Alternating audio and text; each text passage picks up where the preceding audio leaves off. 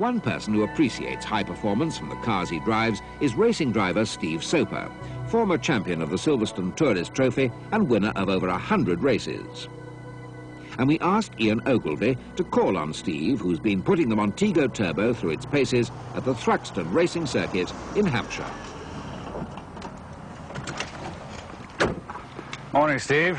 Morning, Ian. Do you know, I've often wondered what it must be like being a racing driver, but having just watched your performance out on the track, I don't think I'd have the nerve to try. Yes, it's not always as easy as it looks. I understand that you were involved in the testing of the prototypes of these cars. Yes, that's right. We did a lot of the suspension development at the Austin-rover test circuit at Gaydon. Yeah, I've also been told that this is the fastest ever production car in the history of MG, with a top speed of, what, 126 miles an hour? Yes, that's right. And I think it's the acceleration figures are 0 to 60 in something like 7.3. And yet it's such an elegant, stylish car, isn't it? Really quite deceptive. I'd love to see how it goes. Well, jump in, we'll go for a spin. Great.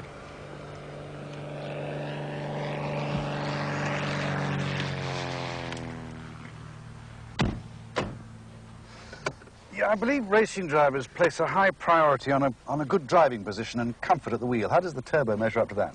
Yes, you're right, actually. Whether you're in a racing car or a road car, you must be comfortable. And the turbo is very, very good for me. It fits me very, very well. I'm well positioned over the steering wheel, and my feet are perfectly positioned on the pedals. And the best thing about this car is it's got the power when you need it.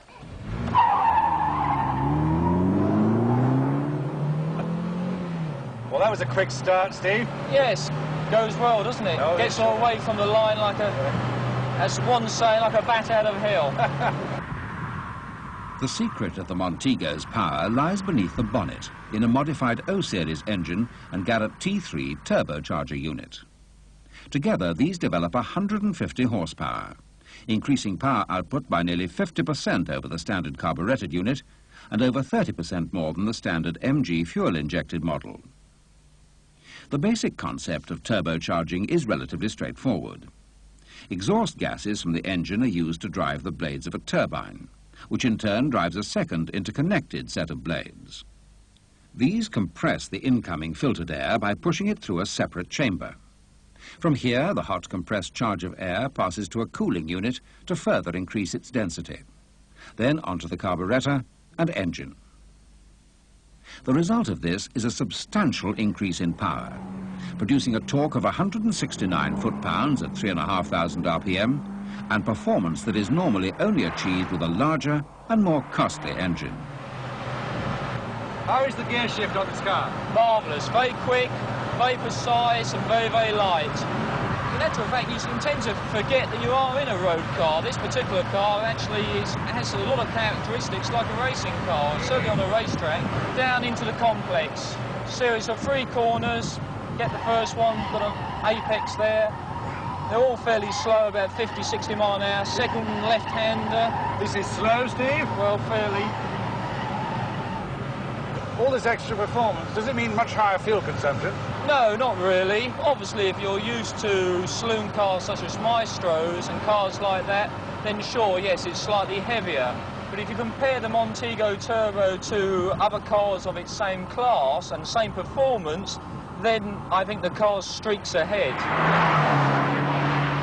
But I think the government figures are urban driving is 28.2 miles to the gallon, and at a steady 56 miles an hour, the car will actually achieve 43 miles to the gallon.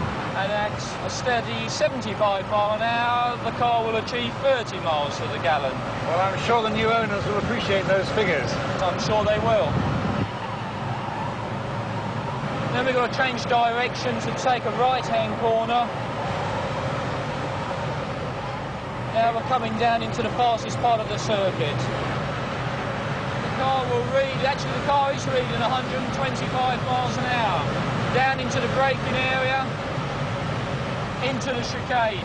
Hard on the brakes, down into 4th. Take that nice and gently. Around there. Pull through that. Oh. It's 1 lap at Thruxton Circuit in a Montego Turbo. Fantastic. Are there any differences driving the Montego Turbo compared to an ordinary saloon car, Steve? Yes, there are. The Montego Turbo is a very powerful car, and you should take some time to get the feel of it. I also think it would be a good idea for us to pull off the circuit now and test the car under normal conditions. Right.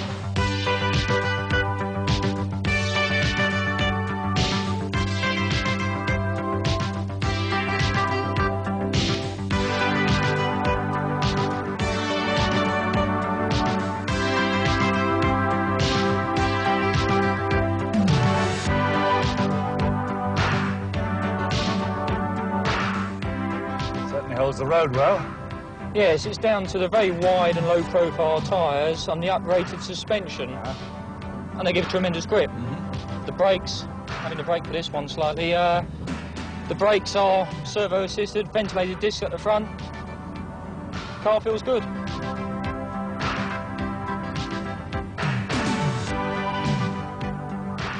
I do like power assisted steering on cars, and this particular one is tremendous feedback. It's very, very accurate and precise. Obviously, with a high-performance car of this type, you have to be very smooth as you negotiate corners. I suppose with a powerful car like this with front-wheel drive, you get a sense of that power coming through the steering, don't you? Yes, you're right, actually. But the more you become accustomed to it, and the more you drive the car, the less noticeable it is. Into the corner, everything's fine. You have to be a little bit careful on the way out because of the extra power the turbo gives you. Fifth gear, straight up this hill, no problem at all. The tremendous torque produced by the Montego Turbo in its mid-range means that effortless performance is achieved without revving the engine hard.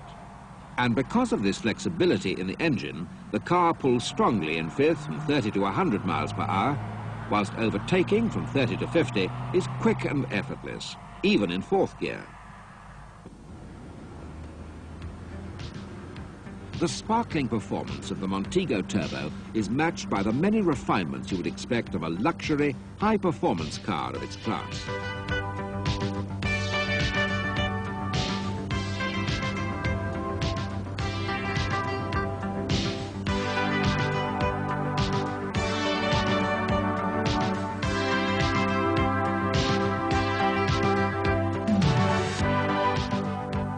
As I've said before on a racetrack, the clutch and the gearbox are beautifully light, and the car's a pleasure actually to drive in traffic. The turbo performance of the car makes it very, very agile in city driving.